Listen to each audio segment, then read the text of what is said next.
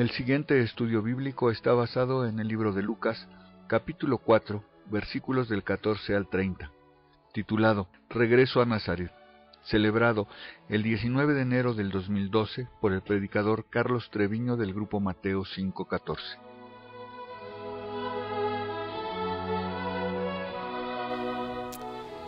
La palabra de Dios aquí en el capítulo 4, recordamos ahora que la semana pasada hablamos de las tentaciones que tuvo Jesús allá en el desierto. Jesús, al empezar su vida pública, él fue y como un simbolismo de entrada a su ministerio, se bautizó en el Jordán con Juan el Bautista. Y después dice la palabra de Dios que él, lleno del Espíritu, fue llevado por el Espíritu al desierto y estuvo ahí 40 días y fue tentado por el diablo. Y hablamos de eso la semana pasada y ahora en este siguiente pasaje, él regresa a Galilea. Recordamos que Jesús no nació en Galilea, él nació en Belén de Judea, en el sur. Pero sus padres, siendo avisados de que Herodes quería matar al niño, tuvieron que huir a Egipto y al regresar de Egipto se instalaron en Nazaret, de donde era o vivía o habitaba José. Y entonces ahí vivieron en Nazaret. Ahora vemos a Jesús regresando a Nazaret ya como el Hijo de Dios, el predicador, ya en su ministerio público, no como una persona que vivía ahí y era el hijo del carpintero, para nada, ¿no? Y entonces vemos aquí en este pasaje, versículo 14, y Jesús volvió en el poder del Espíritu a Galilea. Y se difundió su fama por toda la tierra de alrededor, y enseñaba en las sinagogas de ellos, y era glorificado por todos.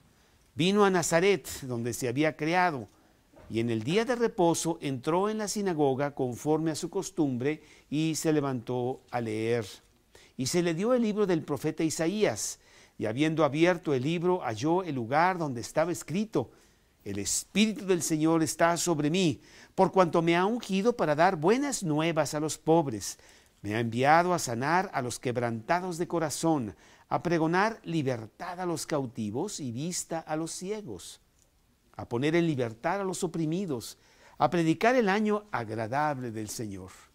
Y enrollando el libro, lo dio al ministro y se sentó. Y los ojos de todos en la sinagoga estaban fijos en él. Y comenzó a decirles: hoy se ha cumplido esta escritura delante de vosotros. Y todos daban buen testimonio de él y estaban maravillados de las palabras de gracia que salían de su boca.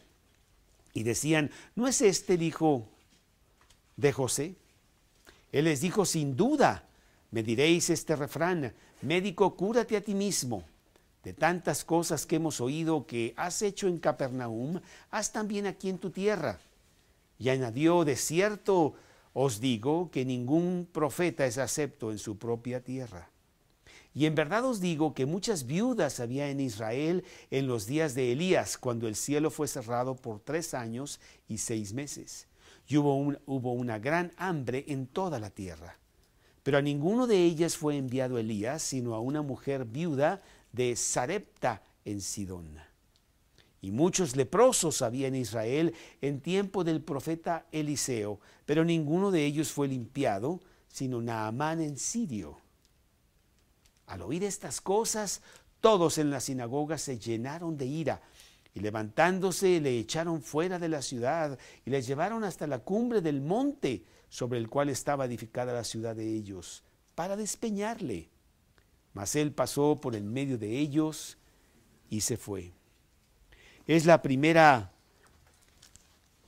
vez que Jesús públicamente lo vemos en Galilea. Él de lleno entra en su ministerio público para hacer la voluntad del Padre.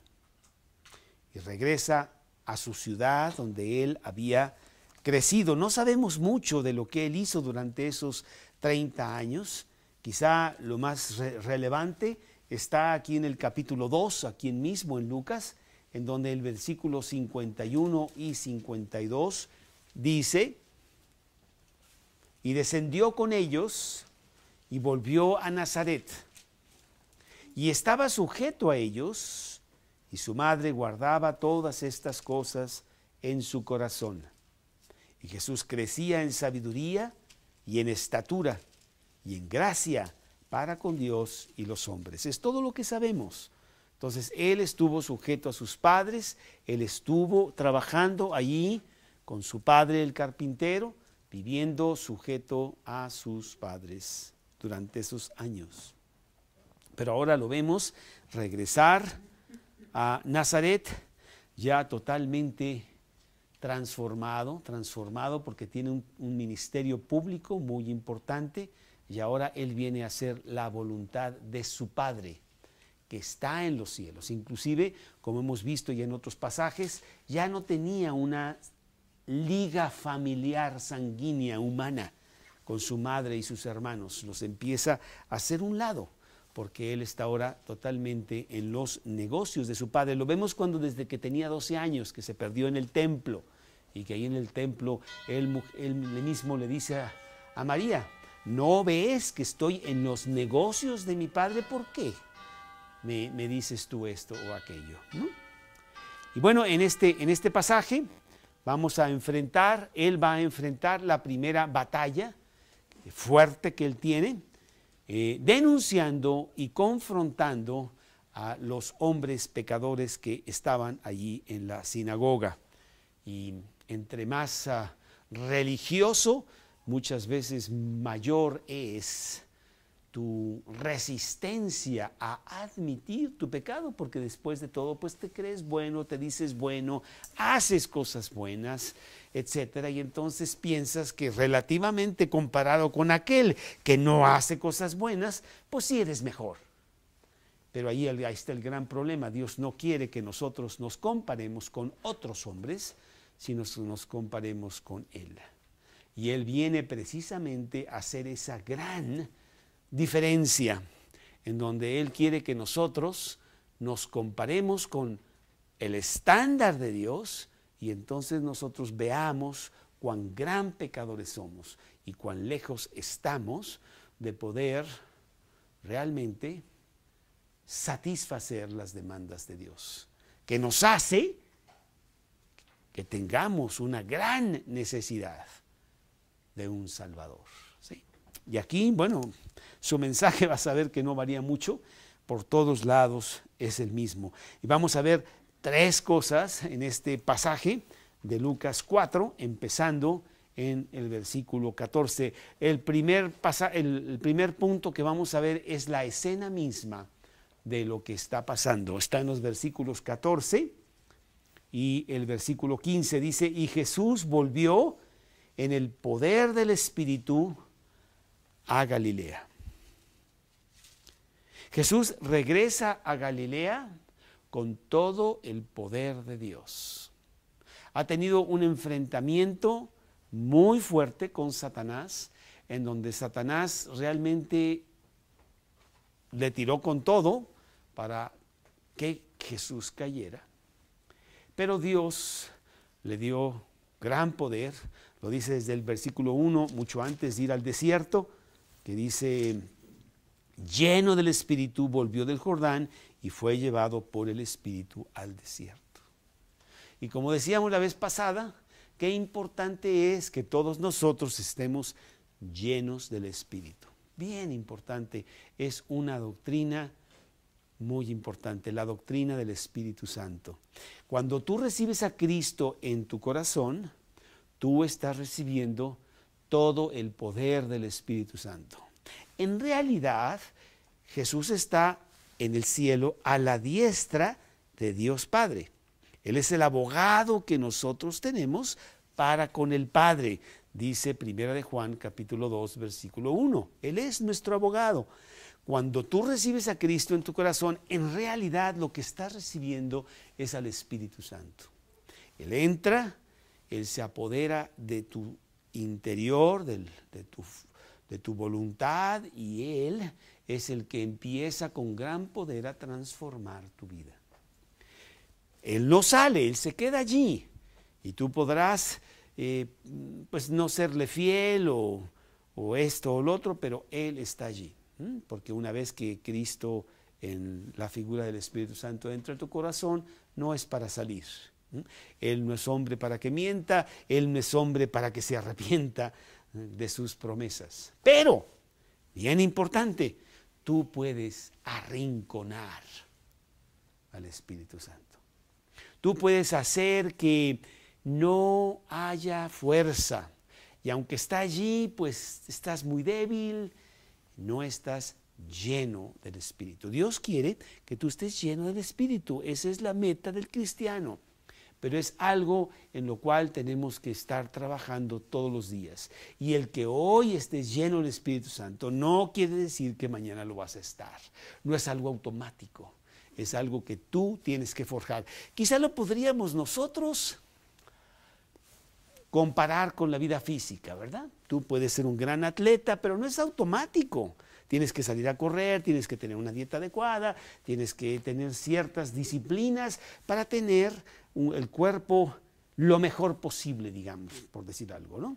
Y creo que ya llegó ahí, tú tenías, pero no pasa, dásela si quieres bueno, entonces, así también estar lleno del Espíritu Santo. Tú tienes tu Biblia, tú la lees, tú la memorizas, tú vas con las personas, hablas de ellas, le pides a Dios que santifique tu vida, que cada día sea una mejor vida, y ese es estar lleno del Espíritu Santo. Si no estás lleno del Espíritu Santo, cuidado, porque realmente dice la Biblia que Satanás te va a zarandear como a trigo, como dice Lucas 22. Y aquí vemos a Jesús que Él vuelve a Nazaret en el poder del Espíritu. Se difundió su fama por toda la tierra de alrededor. Quiero decirte que el pasaje que tenemos aquí anterior de las tentaciones que tuvo Jesús en el desierto, y este pasaje hay un intervalo como de quizás hasta de un año entre las tentaciones de Jesús y el regreso a Galilea.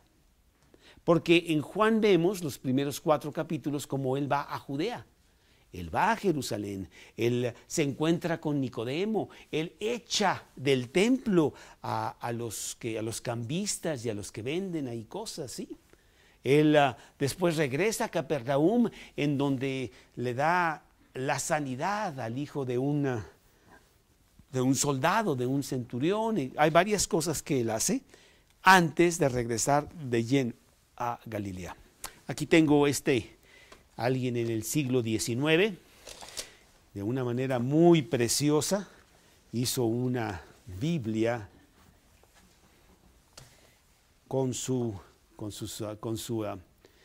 dibujos. Aquí tenemos el libro de Juan, y es capítulo por capítulo, y además vas viendo tú cómo va Jesús moviéndose entre el norte y el sur de Israel.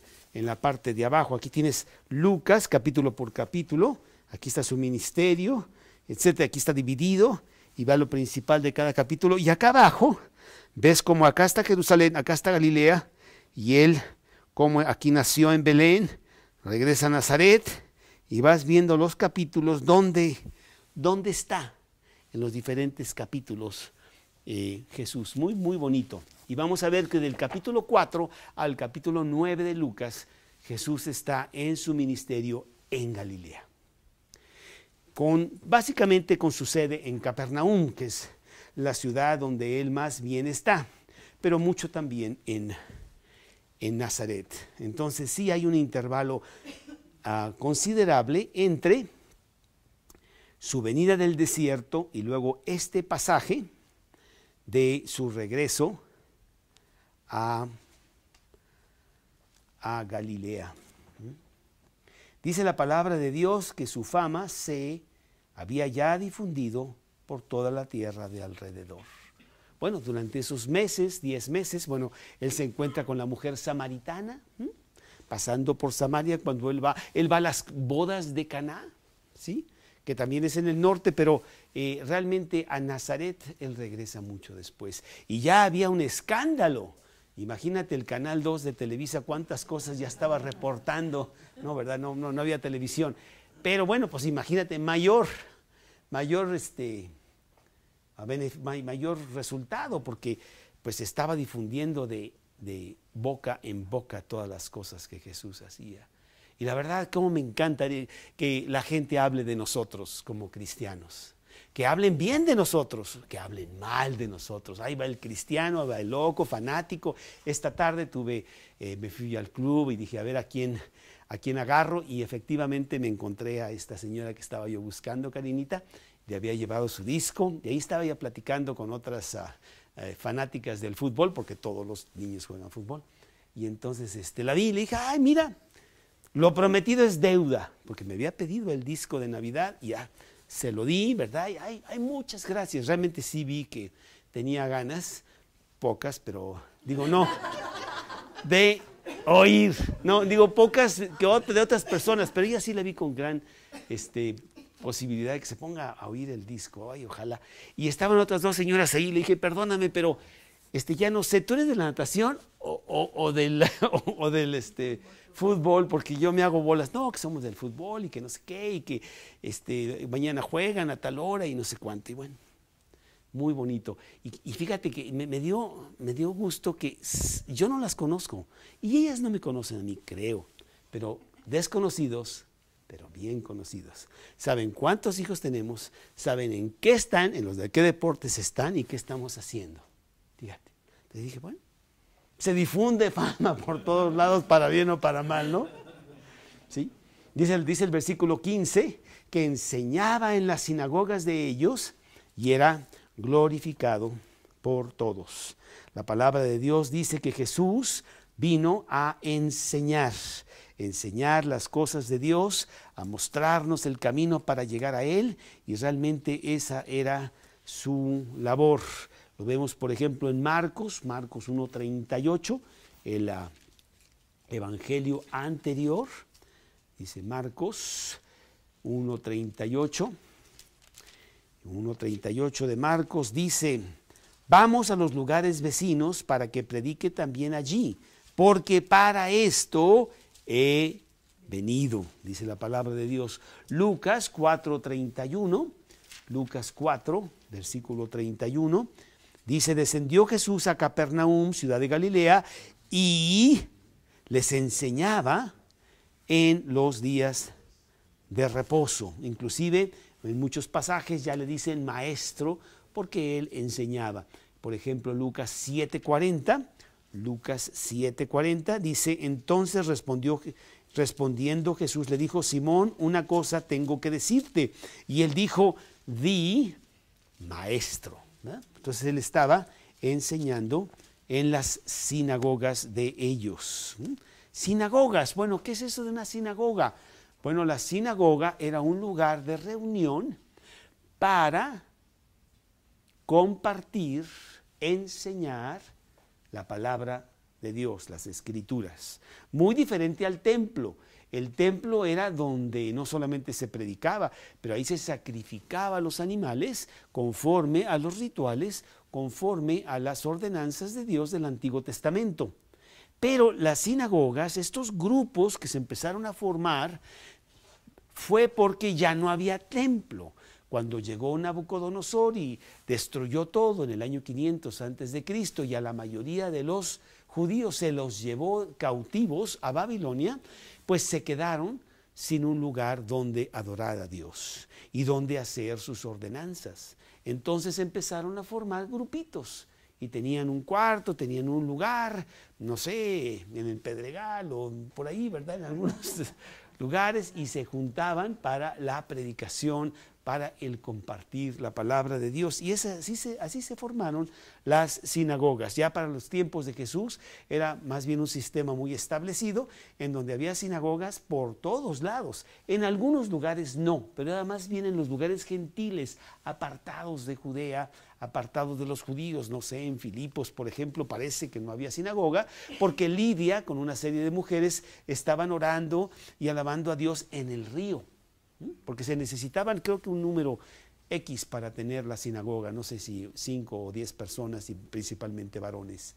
Pero bueno, sí, las sinagogas ya estaban proliferando por todos lados. Por ejemplo, en Ezequiel 8:1 en el Antiguo Testamento, que es más o menos el tiempo cuando se destruyó el templo de Jerusalén, dice: en el año sexto, en el mes sexto, a los 5 días del mes, aconteció que estaba yo sentado en mi casa, y los ancianos de Judá estaban sentados delante de mí, y ahí se posó sobre mí la mano del Señor. Bueno, pues ahí tenían un grupo, y ahí empezó él a decir algunas cosas del Señor, ¿sí? Entonces ya era muy usual para los tiempos de Jesús que la sinagoga se estuviera llevando a cabo. Jesús iba a la sinagoga todos los sábados. Era el día de reposo, era el día de ir a la sinagoga. Y dice nuestro pasaje precisamente eso, aquí en Lucas, en el capítulo 4 que estamos viendo. Dice, versículo 16, vino a Nazaret, donde se había criado, y en el día de reposo entró en la sinagoga, conforme a su costumbre. ¿Sí? Ahora, en la sinagoga no había un predicador que era el que predicaba todas las semanas y todo eso, sino que había muchas veces, ya sea un predicador de fuera o alguien ya autorizado del grupo, podía levantarse y dar o compartir alguna enseñanza de lo que Dios le había dado. Evidentemente, pues Jesús tenía autoridad, ya tenía autoridad para levantarse y hablar, porque él empieza a hablar en esa sinagoga. Vemos que también Pablo usó mucho las sinagogas, era su primer lugar a donde él iba a predicar cuando llegaba a predicar alguna ciudad. Hechos 17, dice Hechos 17.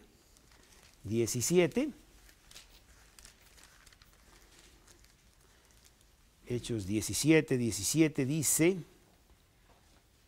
así discutía en la sinagoga con los judíos y piadosos, y en la plaza cada día con los que concurrían. Los sábados él iba a la sinagoga, los días después empezaba él a buscar a las personas que habían tenido interés en la sinagoga, y ahí es donde se empezaba a divulgar la palabra de Dios. Esa es la escena que tenemos de este pasaje. Pero número 2, que yo creo que es lo más importante, es el mensaje que Jesús da en esta sinagoga ahí en Nazaret.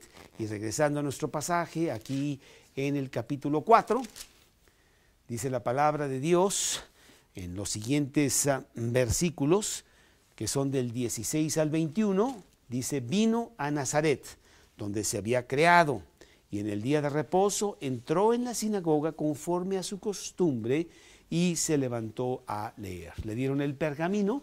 No eran libros como esto, eran pergaminos que se enrollaban o desenrollaban, y entonces él le fue dado el Antiguo Testamento, era todo lo que había. Se levanta y él empieza a leer un pasaje específico que él quería pasar, con el cual quería pasar una enseñanza muy importante. Dice la palabra de Dios: se le dio el libro del profeta Isaías, y habiendo abierto el libro, halló el lugar donde estaba escrito. Vamos a ver que este pasaje, que es de Isaías 61, los 2 primeros versículos, es un pasaje denominado mesiánico, porque habla de la profecía de que el Mesías más adelante vendría. Y entonces él agarra este pasaje porque él quiere pasar el mensaje de que el Mesías no vendría, ya llegó. Y el pasaje es un pasaje realmente muy revelador, muy bonito. Dice: el Espíritu del Señor está sobre mí. Bueno, pues ya lo hemos dicho, que obviamente Jesús estaba lleno del Espíritu, estaba Dios el Padre y Él uno eran, y era Dios mismo en la tierra con toda la sabiduría, con todo el conocimiento, listo para enfrentar al hombre que tanto se había desviado de las cosas de Dios. Estaban lejos de la palabra de Dios ya en esos tiempos, como lo estamos ahora en estos tiempos. Yo creo que estamos tan lejos de la palabra de Dios. Ayer que tuve que ir a una junta con unas personas, todas no cristianas, a todas les regalé en esta Navidad un libro de la Biblia, un libro que habla del cristianismo, un libro que me gusta mucho regalar, que se llama Más que un carpintero, porque es un libro chiquito, pero trae el mensaje muy claro, muy bonito. Ninguno de ellos, ninguno, me lo agradeció o lo mencionó. Oye, gracias Carlos por el libro, para nada, ¿no? Y yo veía y estaban ahí discutiendo esto, lo otro, y pásame mi mezcal y no sé qué, porque estaban tomando mezcal, porque dice, parece que el tequila no sé qué. Entonces el mezcal, bueno, y yo veía que estamos perdidos, estamos tan lejos de lo que realmente debe ser. Pero bueno, nuestra labor es estar llenos del Espíritu y salir a predicar la palabra de Dios por todos lados, para ver si tal vez a lo mejor una persona sí escucha, que sería más que suficiente. Entonces él dice, el Espíritu del Señor está sobre mí, y empieza un mensaje tan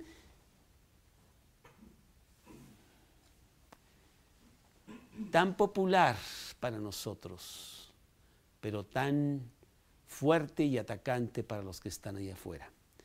Por cuanto me ha ungido para dar buenas nuevas a los pobres. Jesús vino a hablar a los pobres, no necesariamente a los pobres materiales, aunque sí la Biblia tiene un lugar muy especial para los pobres materialmente hablando. Dice que Dios es precisamente el Dios de las viudas y de los huérfanos, ¿sí? Y que nosotros debemos de poner atención a los pobres, para ayudarles en lo que podamos, porque son en cierta manera preferidos de Dios. Pero más que eso, Jesús se está refiriendo a los pobres de espíritu, a las personas que reconocen que están mal, que necesitan de Dios. Por eso él empieza el sermón de la montaña: bienaventurados los pobres de espíritu, porque de ellos es el reino de los cielos. Si tú no eres pobre de espíritu, si tú piensas que estás muy bien, si tú piensas que eres rico, pues entonces para ti no es, básicamente dice Jesús. Yo he venido, dice aquí, para dar buenas nuevas a los pobres, a los que reconocen continúa, a sanar los quebrantados de corazón. Ellos son los que realmente van a escuchar el mensaje. Sucede que los pobres materialmente regularmente son los que mejor escuchan, porque son los que están más desesperados, están muriendo de hambre, de enfermedades y no sé qué, y con mayor prontitud escuchan el mensaje de Jesús. Pero no solamente ellos, sino realmente todas las personas también que tienen materialmente pueden ser pobres de espíritus, y vemos muchos de ellos que sí los hay, ¿sí? Pero él viene a predicar precisamente a los pobres de espíritu, a las personas que están listas para escuchar el evangelio, a aquellas personas que dicen: yo estoy muy enfermo y necesito que me curen. Necesito la medicina de Dios, necesito ponerme en orden con Dios porque estoy muy mal, porque realmente no hay salida para mí, al contrario, estoy en el fin de mí mismo. Fue mi historia. Yo vine a Cristo porque finalmente reconocí que estaba en el fondo del barril y que ya no había más abajo, más que el suicidio. A pesar de que yo tenía éxito por fuera, por dentro estaba yo muy mal. Y ahí es cuando vino a mí el mensaje. Y es el mensaje que tiene Jesús. Me ha ungido Dios para dar buenas nuevas a los pobres. Me ha enviado para sanar a los quebrantados de espíritu, dice el versículo. Fíjate que me encontré algo un poco interesante. Dice que viene a predicar al pobre. Al pobre material hay una palabra específica en el original, y al pobre no necesariamente material, sino que está acongojado, que está con una gran carga, es otra palabra, y la palabra ahí es pocho. Y dije, ay, pues los pochos, sí, sí es cierto, los pochos siempre, pues nostálgicamente quieren regresar a México y no sé qué, no sé cuánto. Aquí hay muchos pochos, ¿o no? ¿Verdad? Todos los quebrantados de espíritu, nomás que es con PT, pocho. Bueno, es el original de pobre que pone en este pasaje, ¿sí?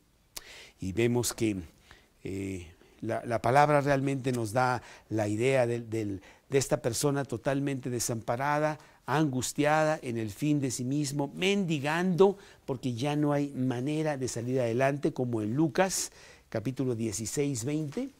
Lucas capítulo 16, 20. Había también un mendigo llamado Lázaro, que estaba echado a las puertas de aquel, lleno de llagas, y ansiaba saciarse de las migajas que caían de la mesa del rico, y aún los perros venían y le lamían las llagas. Ese es el cuadro que tenemos de este pobre, ¿no? Y entonces dice la palabra de Dios que él vino a predicar a esta clase de pobres. Muchas personas se sienten mal, pero no tan mal. Estoy mal, pero este año ya voy a cambiar. Estoy mal, pero voy a sacar la lotería porque estoy comprando muchos billetes para sacármela. Etcétera, ¿no? Y tú dices, no es suficiente. Realmente el que Jesús busca es aquel que está en el fin de sí mismo. Aquella persona que ya no tiene salida, que ha buscado todas las salidas, todas las puertas, y todas se han cerrado, y la única que le queda es voltear hacia arriba. Esa es la persona que está lista para escuchar el mensaje. Esa fue mi historia, ¿eh? Yo realmente llegué al fin. Dios me empujó para que llegara a ese lugar para poder escuchar. Si no, no hubiera escuchado. Siempre una salida más y nos vamos por la tangente y no dejamos que Dios haga nada. Jesús vino precisamente a hablar a esta clase de personas, a aquellas que están en el fin. ¿Y cuántas personas hemos tenido aquí cenando con nosotros, Karina y yo, y les decimos, y dicen, sí, pues estoy mal, pero no estoy tan mal. Yo no soy tan malo como otros. Yo no necesito tanto a Dios. Pues entonces Dios no es para ti. Porque Dios es realmente para los quebrantados de espíritu, para los pobres que realmente están en el fin. Dice la palabra de Dios, aquí otra cosa que él dice, él habla de libertad, dice a pregonar libertad a los cautivos. Los que están allá afuera piensan que están libres. Yo puedo tomar todo lo que quiera, yo puedo salir a donde yo quiera, yo puedo hacer lo que yo quiera, ir a donde yo quiera y hablar como yo quiera. Yo tengo libertad, y no es cierto. Están cautivos a un sistema corrupto del cual no pueden salir. Están prisioneros del pecado y no pueden salir de él. Y Jesús viene a pregonar libertad. Y dice, vengo a pregonar libertad a los cautivos. Vengo a hacerlos libres, porque el Hijo del Hombre vino precisamente a traer libertad, ¿no? Si fuereis verdaderamente mis discípulos, escucharéis mis palabras, y mis palabras son la verdad, y la verdad os hará libres, dice Juan 8, 31 y 32. Así que si el Hijo os libertare, seréis verdaderamente libres, dice la palabra de Dios. Y lo notamos cuando venimos a Cristo, cuando tenemos una Biblia, la empezamos a leer, empezamos a tener realmente libertad. Ahora sí puedo hacer lo que yo siempre quise hacer, que es ser mejor, pero nunca pude hacer, porque no podía. Finalmente caía yo en lo que no quería hacer. ¿No es cierta esa nuestra historia? Y cuando venimos a Cristo, ahora sí puedo seguir a Jesús. Ahora sí puedo hacer aquellas cosas ideales que yo quería llegar a hacer. Dios nos da esa libertad. Y no solamente dice eso, dice, y vista a los ciegos. Y si te sorprendes mucho, ¿cómo es posible que esta persona o aquella persona no vea su gran, infinita muy profunda necesidad de Dios. ¿No lo ven? No lo ven. ¿Y no lo ven por qué? Porque dice la Biblia que están ciegos.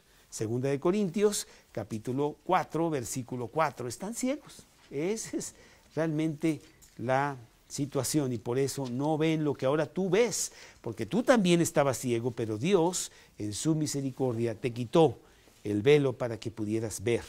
Dice 2 de Corintios capítulo 4, versículo 4, en los cuales el Dios de este siglo cegó el entendimiento de los incrédulos, para que no les resplandezca la luz del Evangelio de la gloria de Cristo, el cual es la imagen de Dios. ¿Sí? Están ciegos y tú le puedes decir al ciego todo lo que tú quieras acerca del color azul y nunca te va a entender, nunca. Y se lo puedes describir y traerte todo el espectro de los diferentes azules, desde el más tenue que parece blanco hasta el súper oscuro que es azul marino, marino que ya es negro. Mira, ¿qué no ves? Mira, vámonos al monte y te voy a enseñar el cielo claro, ahí en Cuernavaca, porque aquí no se ve nada. Pero te vas allá, mira, mira nada más, qué precioso está el azul del cielo. Y el ciego dice, pues a mí me parece igual que en México. Porque en México no veo nada y aquí tampoco veo nada. ¿Por qué están ciegos? ¿Eh? Entonces no es cuestión de tratar de convencerlos del color azul, sino que tengan la vista, porque cuando tienen la vista, ya no tienes que decir nada, nada, ¿no? Yo me acuerdo, allá ya lo he dicho muchas veces este ejemplo, me acuerdo que yo tenía como 19, 20 años y pues sí, le echaba yo mucho estudio en las noches a los libros y yo me sentía mal de los ojos y finalmente a través de un amigo, estaba yo allá en un país extranjero y a veces no sabemos cómo hacer las cosas y un amigo ya me llevó con un oculista, ¿verdad? Y me acuerdo, no, lo que tú necesitas son unos lentes. Y bueno, ya yo no tenía mucho dinero, pero bueno, pues ahí está y no sé qué, te salí con mis lentes. Y esa noche fue una noche espectacular, porque yo de repente, el letrero que estoy viendo está iluminado y es un verde tan bonito, ¿verdad? El verde que yo veía antes ya no sé ni qué color era, y mucho menos leer las letras. Sí, entonces es una gran diferencia, ¿no? Y dice la palabra de Dios que Él vino a darle vista a los ciegos. Yo soy la luz del mundo, dice Juan 8. Yo soy la luz del mundo. El que me sigue no andará en tinieblas, sino que tendrá la luz de la vida. 8:12, allá en Juan.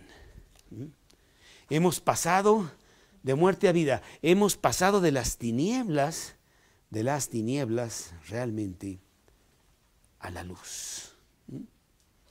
Y segunda de Timoteo 2:26, dice segunda de Timoteo. Bueno, este versículo es de lo anterior. Y escapen del lazo del diablo en que están cautivos a voluntad de él. Estábamos hablando de la libertad, de la vista al ciego. Jeremías 5:21. Jeremías 5:21. Dice Jeremías 5:21. Oíd ahora, pueblo necio y sin corazón, que tiene ojos y no ve, que tiene oídos y no oye. Pues Él vino precisamente a abrir nuestros ojos y ahora vemos. Hechos 26:18.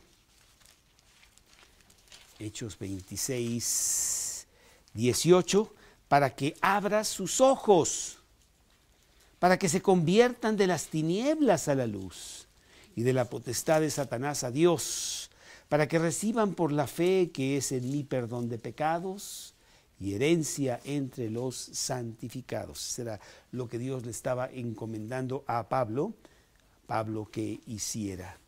Y bueno, el mensaje continúa y ya se me está yendo el tiempo porque también siempre empezamos un poquito más tarde y entonces, pero aquí en Lucas capítulo 4 dice que también vino a predicar, a poner en libertad a los oprimidos, a los que tienen cargas, a los que están realmente en depresión, los que están cansados de tantos problemas de la vida. Venid a mí todos los que estéis trabajados y cargados, y yo os haré descansar, dice Jesús. Llevad mi yugo sobre vosotros y aprended de mí, que soy manso y humilde de corazón, y hallaréis descanso para vuestras almas. Él vino a predicar a todas estas personas terriblemente cansadas, agobiadas por el peso terrible de la vida de pecado. Y además hacernos ver que el seguir a Jesús es una delicia más que un yugo, ¿no? Dice Primera de Juan 5:3, Primera de Juan 5:3, dice: este es el amor a Dios, que guardemos sus mandamientos. Pero fíjate qué bonito, y sus mandamientos no son gravosos. Cuando tú amas a aquella persona, ¿verdad? Y te dice esto, lo otro, dices, ¿qué? Eso lo hago, pero rápidamente, dame más. Con mucho gusto lo hago, ¿sí? Los mandamientos de Dios, cuando ya estamos bien con Él, para nada son gravosos, son una delicia. Y Él viene a eso, a quitar la opresión. Pero sobre todas estas cosas, dice el pasaje aquí en Juan 4, que Él viene a anunciar las buenas nuevas.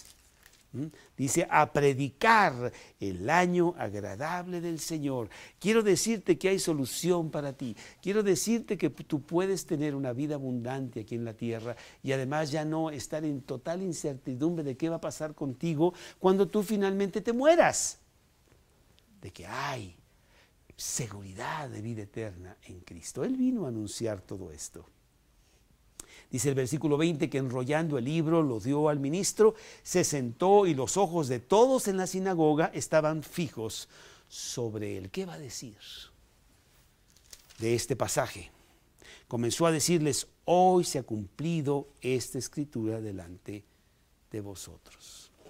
Bueno, pues los señores de la sinagoga conocían el pasaje, ¿verdad? Decían, ¿cómo te atreves tú a decir que el Mesías ha llegado? A menos de que venga por ahí, no sé, a lo mejor está allá afuera, ¿verdad? Pero él estaba hablando de sí mismo y eso causó mucho problema. Dice, todos daban buen testimonio, que es el número 3 que vamos a ver en esta noche, rápidamente, la reacción al mensaje. La reacción al mensaje siempre es o aceptación o rechazo total, absoluto. No hay más, ¿eh? Cuando lo das bien, nomás tiene 2. Y aquí, bueno, algunas personas, más o menos, dice, todos daban buen testimonio de él, estaban maravillados de las palabras de gracia que salían de su boca y decían, ¿no es este el hijo de José? Y ahí empezó un poquito la duda. Espérame, habla muy bonito, pero pues realmente es el que vive aquí en 2 cuadras para allá y a la vuelta, ¿no? Ahí al lado donde venden las tortillas. ¿Qué pasó? O sea, no entendemos. Y entonces él sabía que estaba hablando con una serie de personas cuyo corazón no iba a aceptar el mensaje. El mensaje es para los que aceptan que están en bancarrota. El mensaje es para los pobres de espíritu. El mensaje es para los desesperados que ya no saben a dónde ir y están listos para aceptar cualquier cosa porque están muy mal. Pero ellos no eran así. Ellos se creían ricos, ellos estaban muy bien. Ellos eran los grandes líderes de la sinagoga. ¿Cómo crees tú? Nosotros somos justos ante Dios, somos hijos de Abraham y nunca hemos sido esclavos. Tú hablas de libertad, ¿cuál libertad? Pues la libertad ya la tenemos. Y Jesús sabe esto y entonces les dice algo muy duro. Él les dijo, sin duda me diréis este refrán, médico, cúrate a ti mismo. A ver, si tú realmente eres quien dices que eres, pues saca la liebre del sombrero, ¿no? Enséñanos, a ver, milagros, esto, lo otro. Dices que por ahí, que Caná, que fuiste por acá. Yo no estuve, a mí nadie me invitó a la boda de Caná. A ver, danos un milagro aquí mismo. De tantas cosas que hemos oído que se han hecho en Capernaum, haz también aquí en la tierra. Y añadió, de cierto os digo que ningún profeta es acepto en su propia tierra. Ustedes piensan que yo soy nada más el hijo de José, el hijo del carpintero, pero tengo muchas otras cosas que decirles porque su corazón está muy endurecido y no van a escuchar el mensaje. Y luego les pone unos ejemplos realmente muy duros. En verdad os digo que muchas viudas había en Israel en los días de Elías, cuando el cielo fue cerrado por 3 años y 6 meses y hubo una gran hambre en toda la tierra, pero a ninguna de ellas fue enviado Elías, sino a una mujer viuda en Sarepta de Sidón, allá con los gentiles. ¿No? Los judíos no estaban listos para escuchar el mensaje de Elías, y entonces Elías fue y ayudó a una viuda, no ayudó a las viudas de Israel, se fue con las viudas del enemigo. Está hablando de un pasaje en donde Acab y la malvada Jezabel reinaban, allá con Elías. ¿Y sabes de dónde era la malvada Jezabel? De Sidón, de donde era esta viuda de Sarepta. Dice, ahí fue Elías y él ayudó a ella, no ayudó a las viudas de Israel. ¿Por qué crees tú?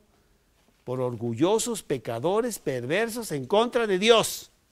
Y se les está echando en cara ahí en la sinagoga.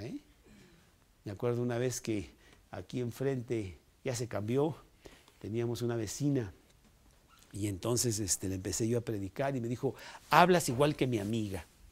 ¿Quién es tu amiga? Bueno, sucede que estábamos en el mismo grupo, la amiga y yo. ¿Y sabes qué? ¿Sabes qué me dijo mi amiga? Ya no es mi amiga. Me dijo que era una pecadora. Y no es mi amiga más. Y ahora vienes tú y me estás dando el mismo mensaje. Bueno, así habla Jesús, ¿no? Y entonces las personas realmente son ofendidas. ¿Cómo te atreves a decirme que yo soy malo? Y que yo esto y lo otro. Pues eso es lo que dice Dios. Elías se fue con las viudas ya porque las de aquí no servían para nada. A ninguna de ellas fue enviado, sino a una mujer viuda en Sarepta, en Sidón. Pero pone otro ejemplo todavía peor. Y muchos leprosos había en Israel en tiempo del profeta Eliseo, pero ninguno de ellos fue limpiado, sino Naamán el sirio. Elías fue a limpiar a un leproso del ejército contrario, al gran hombre que había hecho guerra contra Israel y le había vencido muchas veces. Era odiado este señor Naamán. Y a él fue Eliseo. ¿Por qué? Porque Naamán estaba desesperado para encontrar una solución para su vida. Ahí en 2 de Reyes, capítulo 5. El leproso Naamán. Que finalmente viene Eliseo, porque le dicen que Eliseo le va a quitar la lepra. Eliseo ni lo recibe.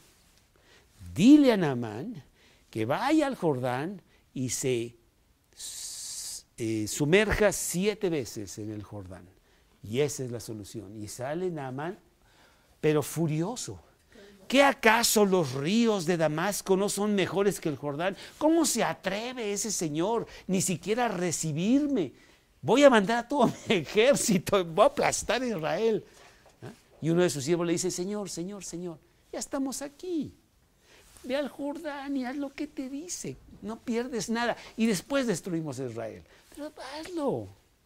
¿Y cuál es la sorpresa? Que Naamán, sumergiéndose y humillándose ante Dios, porque estaba desesperado, recibe la sanidad de su lepra al sumergirse 7 veces en el Jordán. Los de la sinagoga estaban furiosos por lo que Jesús les estaba diciendo, porque los estaba acusando a ellos. Ustedes son como todas esas personas que criticaron a Elías y a Eliseo de ir afuera porque adentro no había nada. Por eso se enfurecieron mucho, principalmente porque estaban siendo acusados de que eran grandes pecadores. Si tu mensaje es fuerte, las personas lo van a aceptar o te van a apedrear. te van a apedrear, cuando menos con la vista. ¿Sí?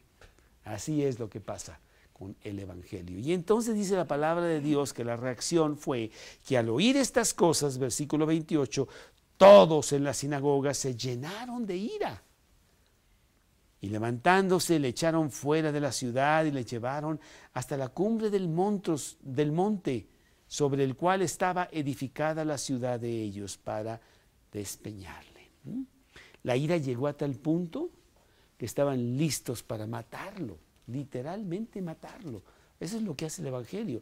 ¿Cuánta sangre se ha derramado a través de muchos siglos por grandes predicadores que han sido muertos, levantando la ira de aquellos que no están dispuestos a recibir el mensaje de Jesús? Pues Jesús mismo, y podemos ver aquí en Hechos 7,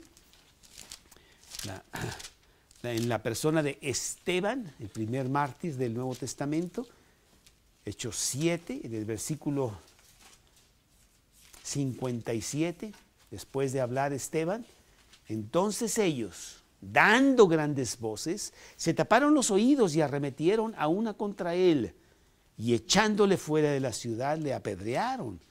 Y los testigos pusieron sus ropas a los pies de un joven que se llamaba Saulo.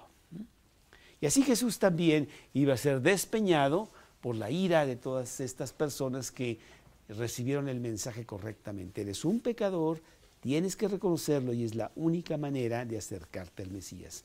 No hay otra.